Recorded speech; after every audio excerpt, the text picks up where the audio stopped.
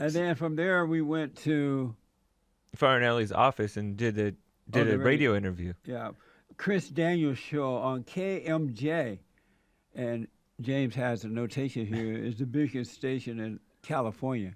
Yeah, it's based in Fresno, and it reaches all the way up and down big So chunks of from California. Fresno Surprising. all the way down to Bakersfield, Yeah, that's right. Bakersfield, California. And so thank you, Chris Daniel, for having me on. Yeah, that It was cool. a short notice, and he made room for it. Yep. Yeah, That was Robert Jeffers who set you up on that. yeah. And then Friday evening, Farnelli took you to the Valley West Christian Center. And you basically had your Sunday service church right there Yeah. with a big crowd. It was a nice church. The pastor of the church said to me at the breakfast that morning, and he restated it at the church, that you can do what you want. You can go as long as you want. You can do it any kind of way you want. Have your way. Yeah, it was cool. You have your way, whatever, however you want to do it. That's all I need to hear. And you did. I did. You had people coming up, speaking on the microphone. Yeah. One guy went and said, "This is exactly what I've been thinking about. I'm going to go to my mother tonight and talk to her." That young guy, 22 years old. the one that had the ministry. Yeah, he's a minister as well. Yeah. And he hated his mother, has hatred for his mother. He has a ministry. And he said he was going to go and forgive his mother. He's going to talk to her. He still lived with her, by the way. And he was going to go and forgive her. And he said, "Oh, and I have a ministry myself." I said, "You have a ministry with hatred in your heart? It's like Satan ministering to you." he cried up. It was funny. And these were mostly Hispanics, but a lot of blacks and whites. And a lot of them were apparently coming out of like an addiction Yeah. thing. Yeah. That church there has a program for them. Right. We left off with you at that church, Oh, yes. and you spoke to a 22-year-old guy who came up and got on the mic and talked about his mother and how he has anger and yet he's a minister. And then you asked the audience who had anger, and one of the first people who raised their hands was this young lady who's a mother of one with one on the way, Pregnant, yeah. and her boyfriend or the baby's daddy, the baby's daddy, would not marry her, and she was so mad that he would not live with her, and just the sight of him made her mad. Yeah. And he said, "Well, I don't have a job," or she said he doesn't have a job, and he said he doesn't have one, and so she lives at one place and he lives at another one because he lived with his brother and mother, and because he doesn't have a job to get a place, and then she said, "That's not true because I went and got 2 different places and you wouldn't come live with me." It was bad. I mean, she at one point she was in a homeless shelter, right? She's still in a homeless shelter right now. Yeah. Her mother on drugs, her father nowhere around. She was raised by her grandmother, and her grandmother failed, so she ended up in a homeless shelter. Oh man. And the man said that he was not going to live with her until she overcame her anger. He didn't put it in those words, but basically. No, he told me that after the thing. Oh, okay. But during the thing, he said what? Well, he said that. He said she was angry. Yeah. Remember, and she said, "Well, you make me angry.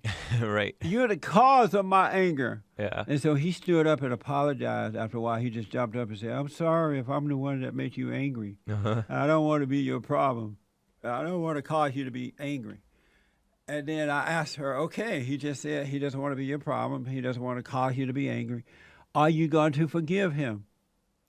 And then she said, "I'm sorry that I don't like the way you are." And then he said, "No, you're playing with me." Because you were not buying it. She was not sincere about it. He was not sorry at all. She was mad that he was that way. And so I told him, I said, "Look, you are not the reason for her anger. And so don't take that on you. You are not the reason. She was like that when you met her. You are a weak man, and your weakness is bringing it out, but you're not the problem. And you should become a man and, get a job, get a place, and do the right thing, but you're not the reason for her anger. And she going to have to forgive. She was refusing to forgive, all right? Yeah, she couldn't do it. And so finally, this woman, 66-year-old. So I told her, I said, you know what? Maybe you just have to suffer more. Yeah. Maybe you have to go through what you got to go through. Some people are hard-headed, and they have to suffer. So maybe you have to destroy yourself, the baby that's within you now, that you're carrying now, and the one that you have. Luckily, the father has custody of the child that they have now. Yeah. That was unusual. I know. Yeah. And then last but not least, because so much happened at the church that night, this elderly woman came up. Yeah. And she said, you better listen. She told that girl, you better listen to him, or you should listen to him. To what I was telling her. Yeah. And she said, I'm glad that you're saying what you're saying, because I am the child of a mother and father, and the mother hated the father, and it messed me up. And I have kids, and they're both drug addicts, and I'm an angry, bitter person. And I think she's involved at the church there, too. Yeah, I think so.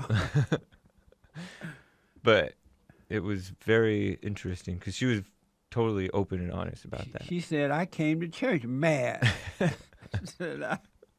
was like, I'm mad here. I came to church just bitter. And my daughter's now on drugs, and her kids on drugs, and all kind of stuff. And I'm going to have to go and apologize because it was me. Another nice-seeming Hispanic elderly lady. Yeah. She told me later after the meeting, because I signed a book for her, she was telling me that she refused to learn Spanish or hold on to Spanish. She learned English really well. Uh-huh.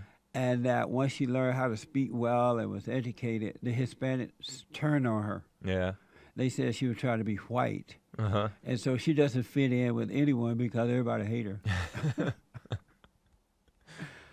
It was an amazing thing. It was mind-blowing, wasn't it? Yeah. Man. A black guy stood up and tried to challenge you there, too. Yeah, but we couldn't figure out what he was talking about. He was beating around the bush trying to be nice about it. He was trying to get me to pray, right? Pray for that couple. He wanted me to pray for that couple. That was in turmoil. Right. But he didn't just come out and say, would you pray for them? What did he say? He said, in this situation, would you, but first he started what are your thoughts on prayer? He started out by saying, I just want to ask you something. I just want to ask. He was all confused in the beginning. And then he said,